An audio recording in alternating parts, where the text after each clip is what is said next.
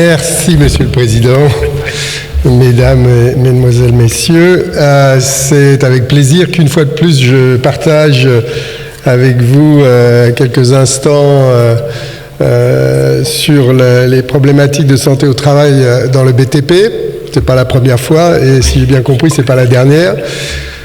Donc encore merci. Alors aujourd'hui, je vais peut-être très rapidement balayer avec vous un certain nombre d'interrogations que nous avons sur les problèmes d'évaluation rétrospective des expositions professionnelles. Excuse-moi, c'est avec ce truc-là que je fais. Voilà. Donc le pourquoi de cette réflexion, vous le connaissez bien entendu.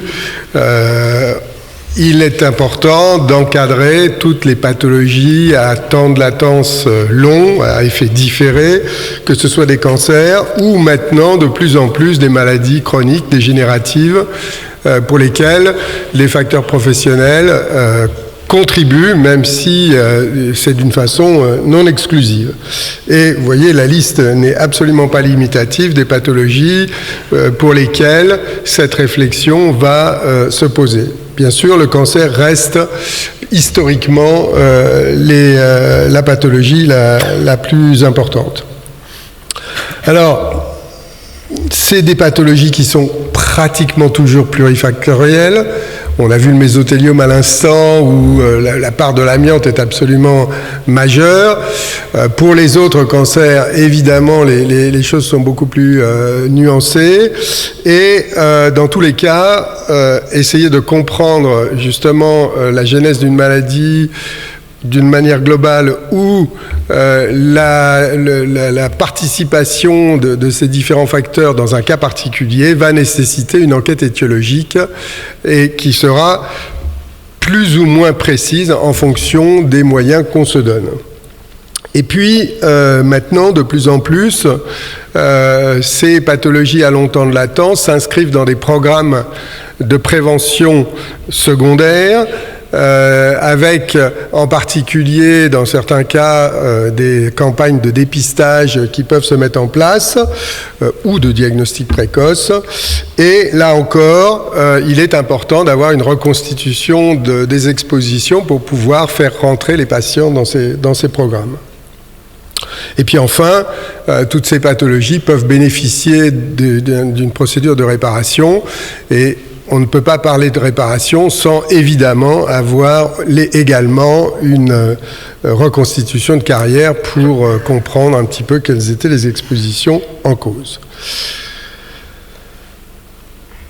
Alors, en fait, moi j'ai pris le parti de vous présenter les choses sous forme de 4 objectifs principaux, c'est-à-dire la réflexion sur l'évaluation rétrospective s'intègre dans la mise en place d'un suivi post-exposition, post-professionnel. Ça peut être dans le cadre des enquêtes individuelles qu'on fait dans le cadre des consultations de pathologie professionnelle auprès d'un cas qu'on nous adresse. Ça peut être des enquêtes qui sont faites avec un objectif de réparation. Et puis, ça peut être des études épidémiologiques telles que celles dont on vient de vous parler, le Programme national de surveillance du mésothéliome. Alors, pour ce qui est du premier objectif, c'est-à-dire le suivi post-exposition, post-professionnel. Donc là, c'est vrai que ce repérage est absolument essentiel pour pouvoir faire bénéficier à ces sujets des recommandations qui sont faites en fonction justement des textes qui les ont élaborés. Et ceci à tout moment de la vie professionnelle, c'est-à-dire pendant que les gens sont encore en activité, au moment du départ de l'entreprise lorsqu'il y a un changement d'emploi ou en fin de carrière a fortiori. Alors c'est pas nouveau tout ça et je vous renvoie à la recommandation que nous avions faite avec la SFMT et à l'époque l'ANAS en 1999. Donc vous voyez, ça fait près de 20 ans qu'on demande à ce que ces calendriers professionnels puissent être établis en particulier dans le cadre des services de santé au travail, avant que les salariés quittent le monde actif pour se retrouver auprès de leur médecin traitant. Et ceci a été rappelé en 2010 et en 2016 lors des 2 autres campagnes de recommandation qu'il y a eu, l'audition publique de 2010 et puis la recommandation sur l'ensemble des cancérogènes professionnels, pulmonaires en 2016. Bien évidemment, ces recommandations concernant le repérage s'appliquent également à d'autres cancers. Et là aussi, je vous renvoie à des recommandations que nous avons faites dans le cadre de la SFMT en 2011 et en 2012, respectivement, pour le bois et pour les tumeurs de vessie. Juste à titre de rappel, l'audition publique 2010, je cite simplement une des recommandations, la recommandation 3, il est recommandé d'instituer une visite médicale du travail de fin de carrière à l'issue de laquelle le médecin du travail remettra un relevé d'exposition de fin de carrière à l'amiante et aux autres agents cancérogènes. Et puis la recommandation 22 du suivi et de la surveillance médico-professionnelle des travailleurs exposés ou ayant été exposés à des agents cancérogènes pulmonaires, donc la dernière de 2016, où pareil, on remet un petit peu à nouveau cette recommandation, la recommandation 22, à l'issue de la visite médicale dite de fin de carrière ou de départ pour les salariés exposés à des agents cancérogènes, le médecin du travail remet aux salariés son curriculum laboris, etc. Donc voilà, il y a depuis 20 ans, quasiment, on répète toujours les mêmes choses. Il faut absolument que les services de santé au travail puissent disposer, pour chacun des agents qui sont dans le cadre de leur surveillance, au moins d'un curriculum laboris. Et ce curriculum laboris, on va le voir, est un élément essentiel dans l'évaluation rétrospective des expositions. Alors, pour l'objectif numéro 1, c'est une évaluation assez simple, puisque, en fait, d'après les recommandations qui sont faites, ce qu'il nous faut, nous, repérer, c'est des expositions suffisantes pour déclencher le suivi protocolisé, c'est-à-dire, là encore, je renvoie aux recommandations de 99 et de 2010, des sujets considérés comme ayant été exposés à un niveau intermédiaire ou à un niveau fort d'une durée cumulée de plus d'1 an, avec une latence de 20 à 30 ans. Donc, pour faire ça, c'est vraiment pas compliqué et il n'y a aucune raison qu'on ne puisse pas l'avoir pour chacun des salariés de l'entreprise. Et évidemment, la difficulté, c'est de perdre en spécificité, c'est-à-dire de mettre en niveau intermédiaire des personnes qui seraient en niveau faible et donc les faire rentrer dans une procédure un peu éprouvante, hein, puisque le suivi post-exposition post-professionnelle est un parcours assez complexe, comme vous le savez.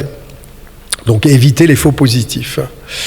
Alors le deuxième objectif de ces évaluations rétrospectives, c'est les enquêtes étiologiques que nous faisons dans le cadre des consultations de pathologie professionnelle. Et ça, c'est à la demande du salarié, c'est à la demande du médecin du travail, à la demande des médecins traitants. Et on le fait en général en collaboration donc avec les services de santé au travail, avec la CARSAT, donc dans des conditions qui sont plus facile, puisque là, on a un peu plus de temps pour réaliser cette action. Et le tout permet de thésauriser ces informations dans une base de données nationale qui est le RNV3P, le Réseau national de vigilance et de prévention des pathologies professionnelles, et qui va stocker ces informations, enfin une partie de ces informations, associant d'une part une activité professionnelle et d'autre part une exposition à des agents, et en particulier des agents cancérogènes. Alors, cette fois-ci, effectivement, la demande de la méthode va être plus contraignante, puisqu'il nous faut des informations plus précises, sur l'exposition, de manière à pouvoir se caler par rapport aux relations d'aux effets qui existent. Et en particulier, il faudra introduire une notion d'évaluation semi-quantitative qui va prendre en compte la probabilité d'exposition, la fréquence d'exposition et, dans la mesure du possible, l'intensité de l'exposition. Et évidemment, bien entendu, la durée de l'exposition. Donc ça nous permet de disposer d'informations qui sont plus précises. Le troisième objectif, qui est la réparation et l'imputabilité, là, bon, c'est pas compliqué pour l'alinéa 2, puisque là, on est dans le cadre des tableaux et on se contente simplement d'avoir l'information concernant les expositions dans le tableau correspondant, donc liste d'activités plus ou moins durée d'exposition. Par contre, ça devient plus compliqué pour les alinéas 3 et les alinéas 4, puisque au niveau du CDZRMP, on est dans l'obligation de prendre une décision sur un lien direct pour ce qui est l'alinéa 3 et un lien direct et essentiel pour ce qui est l'alinéa 4.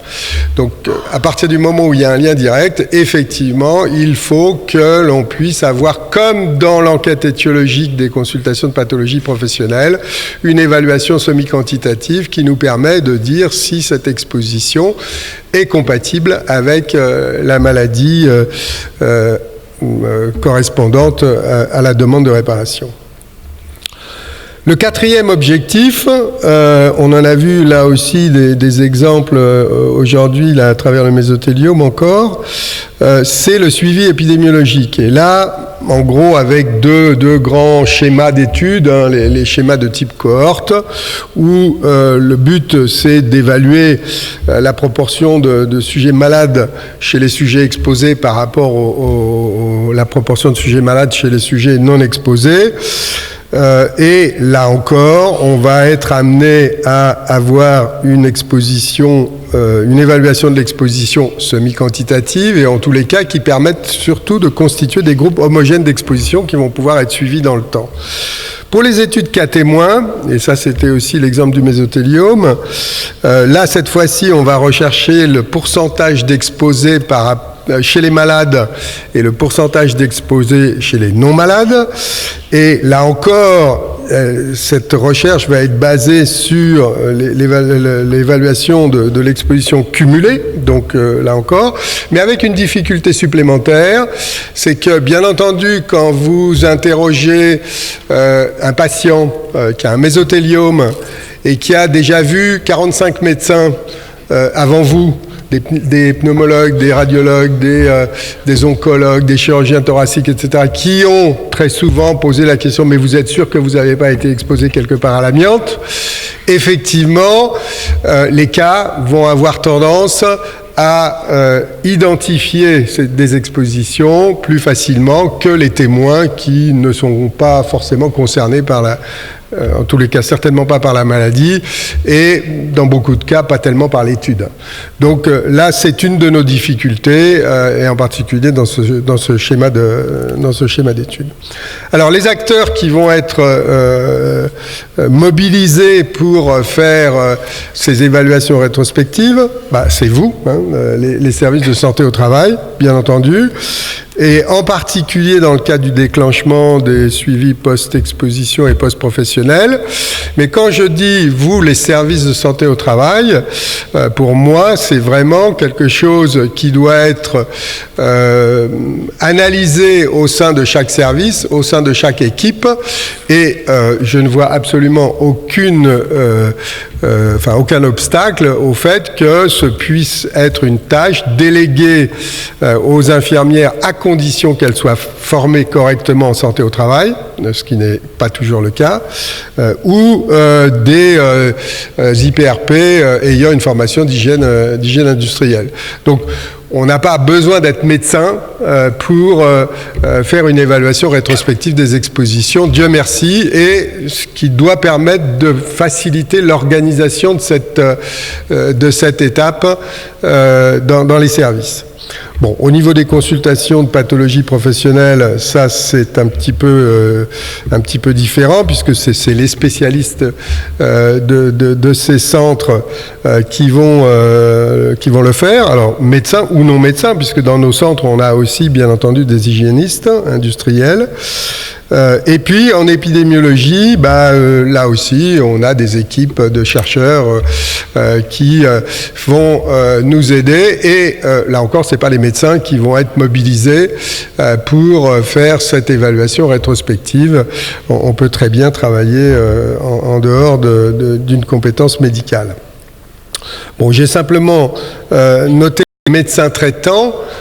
Qui sont vraiment pas des acteurs de l'évaluation rétrospective, qui sont simplement des réceptacles, c'est-à-dire qu'ils ont besoin de cette évaluation que vous faites ou que nous faisons ensemble pour pouvoir effectivement prendre en charge ces sujets. Mais bon, inutile de dire que dans 99,99% des cas, le médecin traitant n'a pas le temps, n'a pas la compétence et ne pourra pas faire cette évaluation rétrospective. Donc si ça n'a pas été fait en amont par les services de santé au travail, ça devient compliqué et là il y a une réelle perte de chance pour les salariés. Alors bon, je passe sur les bases réglementaires parce qu'en plus la réglementation elle évolue tellement vite et elle est tellement là aussi en attente. Je vais simplement rappeler qu'il y a des obligations de l'employeur et dans le cadre du rôle du médecin du travail, il y a aussi des rubriques du Code du travail qui permettent de caler des informations et des actions plus exactement, soit au niveau du dossier individuel de santé au travail, soit dans le rôle de prévention et en particulier de prévention secondaire du médecin du travail, mais aussi prévention tertiaire, parce que, et là j'insiste un tout petit peu sur cette prévention tertiaire, puisque ça peut être aussi le fait de prendre une décision d'aptitude sur un nouvel emploi en fonction de ce qui s'est passé dans le cursus laboris et les données médicales du moment de l'embauche. Et puis bon, donc on revient sur la visite, la fiche d'entreprise et la visite de fin de carrière, je n'insiste pas là-dessus. Alors, on a vu les objectifs, on a vu dans quelles circonstances ces évaluations étaient faites, on a vu qu'en fonction des objectifs, les méthodes ne sont pas forcément les mêmes, on n'a pas besoin de méthodes très sophistiquées dans tous les cas, au contraire. Et on va essayer de balayer ensemble juste quelques exemples. Alors, déjà, dans les méthodes, on devrait pouvoir utiliser des sources passives. Les sources passives, c'est, on va chercher dans des bases de données des informations qui sont censées exister. Alors, elles sont censées exister si ces données ont été effectivement stockées dans des bases de données. Donc, encore faut-il que ces bases de données existent. De plus en plus, les services sont informatisés. Donc, effectivement, c'est quelque chose qui peut exister. Les CARSAT ont une mémoire importante des entreprises dans lesquelles sont passés les salariés et en particulier par rapport aux risques cancérogènes puisqu'elles sont très sensibilisées là-dessus. Donc on peut aussi avoir de l'information à leur niveau. Et puis il y a un dernier point qui est toujours en discussion, qui est le recours aux reconstitutions de carrière de la CNAV. Alors très difficile d'interprétation puisque l'objectif c'est pas d'évaluer les expositions. L'objectif, c'est de mettre bout à bout toutes les périodes de cotisation d'un assuré social dans un régime donné. Il y a quand même quelques informations qui sont disponibles, en particulier le secteur d'activité traduite par la NAF, par le code NAF, et avec les périodes d'activité. Donc, et ça, finalement, c'est un outil qu'on peut peut-être essayer d'optimiser en accord avec la CNAV si on trouve justement cet accord, parce qu'il y a quand même un travail de préparation à faire. Mais je le signale ici parce que c'est quelque chose qui peut être utilisé et nous, on s'en sert par exemple un peu plus qu'avant dans le cadre des C2RMP. Après, il y a les sources actives. C'est-à-dire, les sources actives, c'est, bon, je prends le salarié et puis je vais essayer de recueillir de l'information auprès de ce salarié. Donc là, il y a toute une ribambelle de questionnaires qui sont disponibles dans la littérature ou sur les sites Internet. Alors, il y a des questionnaires hyper simples et qui sont peut-être les plus intéressants pour nous, en tous les cas en santé au travail, qui sont les reconstitutions de carrière, donc les curriculum laboris. Et après, il y a des questionnaires un petit peu plus sophistiqués et qui peuvent être très sophistiqués, qui sont des questionnaires emploi-tâches, emploi-exposition ou des questionnaires agents cancérogènes exposition. Et là encore, ces questionnaires peuvent être utilisés. Alors, ils sont en général plutôt réservés sur des objectifs qui sont le diagnostic étiologique ou les enquêtes, les suivis épidémiologiques. Recueillir de l'information auprès du sujet, ça ne suffit pas. La déclaration, ce que déclare le sujet, il déclare ce qu'il peut déclarer, c'est-à-dire qu'en fonction de sa mémoire, en fonction de sa compréhension, en fonction de ce qu'il a envie de dire. Donc ça, c'est le facteur limitant essentiel. Et aussi en fonction de la contrainte que ça pose pour lui. Si vous lui donnez un questionnaire de 2 pages, évidemment, ça sera plus facile à répondre que si vous lui donnez un questionnaire de 25 pages. Même si le questionnaire de 25 pages est censé recueillir plus d'informations. Mais en fait, il y a plus de pertes et finalement, ce n'est pas forcément la bonne solution. Donc, le recueil d'informations auprès du sujet, c'est une chose. Et une fois que vous avez recueilli cette information, donc des informations qui ne peuvent pas être utilisées de façon brute, vous avez un autre travail, c'est l'étape 2 que je mentionne ici, qui est l'interprétation des questionnaires. Et ça, c'est une étape absolument indispensable. Et c'est une étape qui se fait en l'absence du sujet. Alors ça peut être des enquêtes parce qu'on a identifié les entreprises, ça peut être des avis qui sont demandés au prix d'experts en santé au travail, et puis ça peut être des méthodes automatisées, et en particulier des matrices emploi-exposition. Pour l'amiante, il y a une matrice emploi-exposition qu'on utilise couramment, qui est disponible, qui est accessible sur le site de Santé publique France et que vous pouvez utiliser, tout le monde peut y avoir accès, et qui permet, à partir du moment où on a récupéré le type d'emploi et le type de métier donné, qui permet d'avoir une estimation de la probabilité d'exposition, voire du niveau et de la fréquence. Donc ça, c'est un outil qui, effectivement, ne dépend pas du salarié, si ce n'est qu'il faut encore que le salarié ait correctement mémorisé son emploi, c'est-à-dire qu'il n'ait pas oublié des emplois dans la liste de ses emplois. Parce que là, la matrice, elle ne pourra pas les retrouver. Et puis, il y a d'autres méthodes qui utilisent des algorithmes, tâches-exposition, et qui permettent de faire une analyse un peu automatisée de ces questionnaires et qui permettent justement d'aboutir à une estimation de l'exposition à partir du déclaratif du sujet. Bon. Là aussi, un mot juste pour rappeler que l'intérêt des autoquestionnaires, c'est qu'ils sont remplis par le sujet lui-même et que ça nous fait gagner du temps, c'est pas très cher.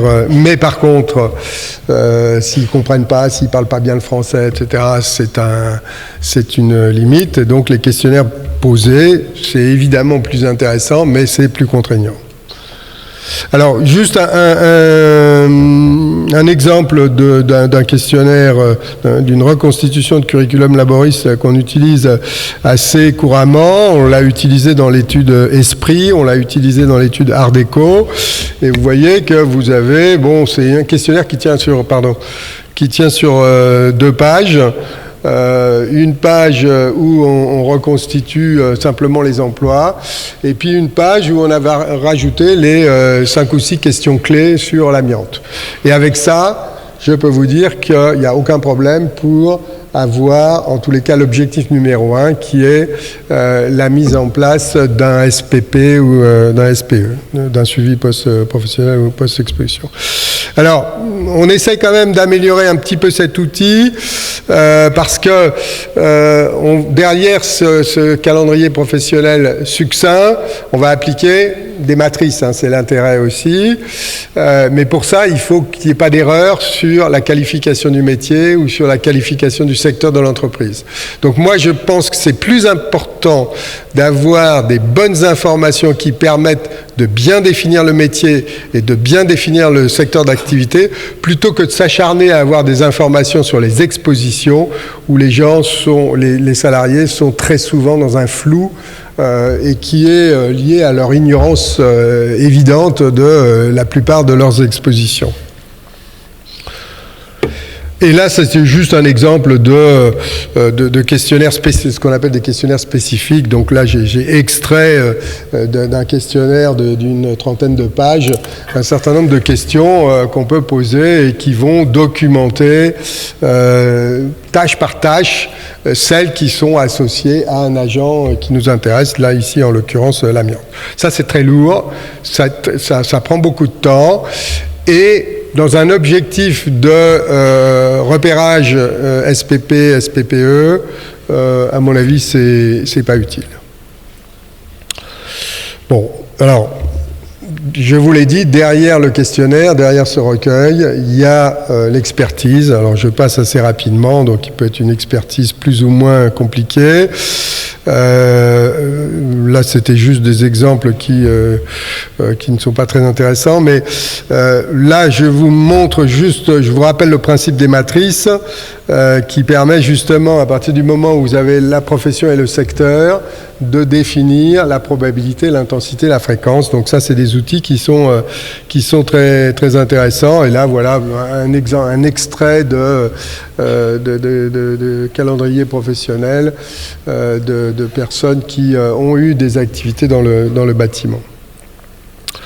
Alors, ça s'applique à plein de choses, ces matrices. Et là, par exemple, on vient de faire une matrice sur les particules ultra fines, donc les particules nanométriques non intentionnelles. Et là, vous voyez que ça nous permet d'avoir, par exemple, des prévalences d'exposition dans la population sur l'ensemble des codes CITP, donc les codes profession. Vous voyez, par exemple, que les particules carbonées et les HAP sont largement majoritaires dans le domaine des particules ultra fines non intentionnelles. Bon, et puis derrière ça, il y a plein d'outils que vous avez sur Internet. Donc ici, j'ai cité ces outils, vous les aurez dans les diapos, et c'est pas exclusif, dans lequel vous pouvez avoir évidemment des informations qui vont aider la démarche d'expertise en cas de besoin. Et juste deux exemples d'applications SPE, SPA, SPE, SPP, pardon, amiante. L'une, c'est l'expérimentation qui a été mise en place en janvier 99 à la suite de la conférence de janvier 99 et qui a été mise en place donc à partir de 2002 et qui est toujours en cours en 2016. Et vous voyez que la première étape de cette étude, c'était justement de recueillir auprès de 17 000 personnes qui avaient répondu à l'appel dans les régions concernées, les cursus laboristes, donc le petit cursus que je vous ai montré dans une des diapos précédentes, pour finalement définir s'ils étaient d'un niveau intermédiaire à un niveau fort et s'ils pouvaient rentrer dans le SPPA. Un autre exemple un peu plus compliqué, celui-là, et qui dépasse juste le cadre de l'amiante, c'est la recommandation concernant le dépistage du cancer bronchopulmonaire chez les sujets tabagiques ayant été exposés à des cancérogènes professionnels. Et là, vous voyez qu'on a listé ici la liste des cancérogènes qui sont actuellement recherchés.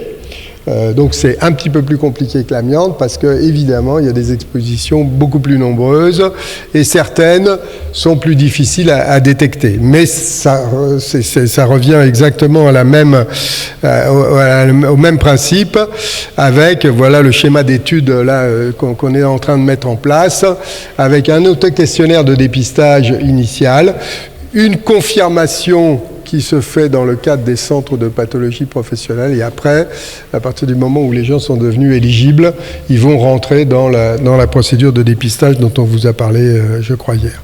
En conclusion, bon, l'évaluation rétrospective des expositions à effet de latence retardée est une nécessité et pour moi c'est une obligation. Les réglementations, elles sont tellement compliquées que c'est actuellement un petit peu difficile à suivre. Par contre, les recommandations, elles sont très claires. Et les recommandations, je vous rappelle, doivent s'imposer aux services de santé au travail. Donc, on en a fait. Depuis 1999, on reste toujours sur la même longueur d'onde. Donc, il n'y a pas de doute par rapport à ça. Réalisé en priorité par les services de santé au travail, ça me semble évident. S'appuyer au sein des services sur les compétences des différents intervenants. Voilà, c'est pas nécessairement le médecin qui doit le faire. Il doit participer en tant qu'animateur de l'équipe, mais pas forcément lui au niveau de chacun des salariés. Et cette réflexion, enfin cette évaluation faite par les services pourra être complétée au cas par cas par des investigations complémentaires en fonction de telle ou telle demande spécifique. Et je suis désolé pour la fin parce qu'il y a un petit copier-coller qui ne devait pas être là. Voilà, un peu le travail qui n'est pas nouveau, que nous devons faire, et pas seulement dans le BTP, dans tous les services de santé au travail. Et je répète, ça fait donc au moins depuis 1999 qu'on le répète et qu'il faut le faire. Merci.